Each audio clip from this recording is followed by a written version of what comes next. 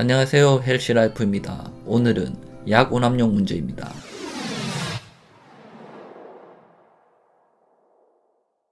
식품과 약은 모두 생명유관 물질이며 생명을 유지하고 병을 물리치는데 없어서는 안 될 소중한 존재들이죠. 그런데 이와 같은 식품과 약이 오히려 사람의 건강을 해치고 수명을 짧게 한대서야 말이 될까요? 하지만 실제로 이와 같은 있을 수 없는 일이 우리 생활 주변에서 일어나고 있는데 그것이 바로 식품공해와 약물공해이죠. 식품과 약에 대해 잘못된 생각을 가진 사람에는 보통 두 가지 부류가 있는데요. 한 부류는 병이 생겼을 때 약에 의한 치료는 하지 않고 건강에 좋다는 자연식품, 건강식품 하는 것을 지나치게 믿는 것인데요. 이것저것 먹고 보는 사람들이며 다른 한 부류는 올바른 식사에 의해서 건강을 유지하려고 하는 것은 등한시하는데요. 그러면서 여러 종류의 약물들로만 필요한 영양소를 공급하려는 사람들이죠. 이 두 부류의 사람들 모두 건강한 동안은 문제가 없는데 일단 중대한 병이 생겼을 때는 어느 쪽이든 한편에만 집착하게 되므로 올바른 치료를 못하게 되는 수가 있죠. 올바른 식사와 약물요법이 잘 조화될 때 건강을 유지할 수 있고 병을 치료할 수 있어요. 사람의 건강에 영향을 미치는 조건은 수없이 많지만 그 중에서 각 개인의 자유의사에 따라 스스로 조절할 수 있는 것으로 가장 중요한 것이 식사와 정신 두 가지라고 할 수 있죠.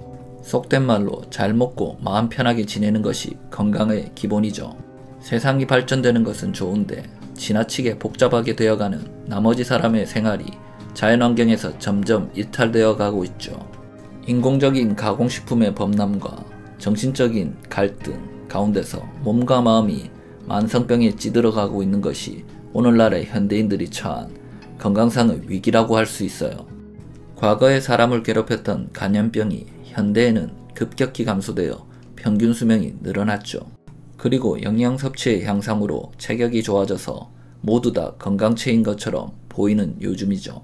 하지만 실상은 건강에 대한 자신감을 상실한 채 끊임없이 성인병의 공포 가운데서 살고 있는 이른바 반건강인의 시대에 들어섰다고 보면 되세요.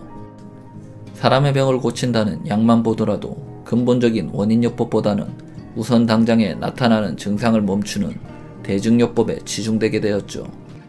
그 결과 이른바 아랫돌 빼어 윗돌을 개고 윗돌을 빼어 아랫돌을 개는 시기 되어 약의 남용시대를 초래하고 있죠. 그래서 우리는 약에 의해서 새로운 병이 창조되는 약원병 또는 의원병 시대에 살고 있어요. 우리나라 사람들의 평균 수명이 해마다 늘어나서 8순에 가깝게 된 것은 여러가지 원인이 있는데요. 그 이유는 유아사망 감소와 위생상태의 향상으로 전염병이 적어지고 국민 건강이 크게 좋아진 것이 주요 원인으로 들 수 있어요. 그러나 과거에는 칼로리, 비타민, 단백질의 부족 등 식량 문제로 인한 영양결핍이 문제였다면 현대에는 오히려 영양 과잉이 발생하여 성인병의 원인이 되고 있죠. 모자라도 안 되지만 지나쳐도 안 되는 것이 영양 섭취라는 것이죠. 영양 섭취가 향상되어 감에 따라 청소년들의 체격이 예전과는 비교가 안 될 정도로 커졌어요. 그리고 의학의 발달로 유아 사망률이 낮아지고 폐결핵 등의 질병도 치료가 되어 건강한 환경이 많이 조성되었어요. 하지만 뇌졸중, 암, 그리고 성인병은 현대인들이 고질적으로 걸리는 병으로 옛날 사람들에겐 거의 없었거나 드문 질병이 현대엔 새로운 위험 요소로 생겨났다고 할 수 있어요. 이런 현대인들의 주요 질병의 원인은 음주, 흡연, 스트레스, 식생활 습관 등으로 다양한데 올바른 식습관 개선만 하여도 상당한 건강관리 효과가 있죠. 옛부터 미식단명이라는 말이 있어요. 맛나고 먹기 좋은 음식들은 동물성 단백질과 지방에 의한 에너지 과잉 섭취와 식물 섬유의 부족 때문에 성인병을 유발하기 쉽기 때문인데요. 보양식을 찾기보다는 매일 섭취하는 식사에서 식단을 조절함으로써 질병의 위험도 감소시킬 수 있음을 명심하시길 바라요. 그래도 뭔가 부족한 것을 채우고 건강에 도움이 될 만한 정보는 동영상 아래 설명란에 남겨놓았으니 참조하시고 오늘도 건강하세요.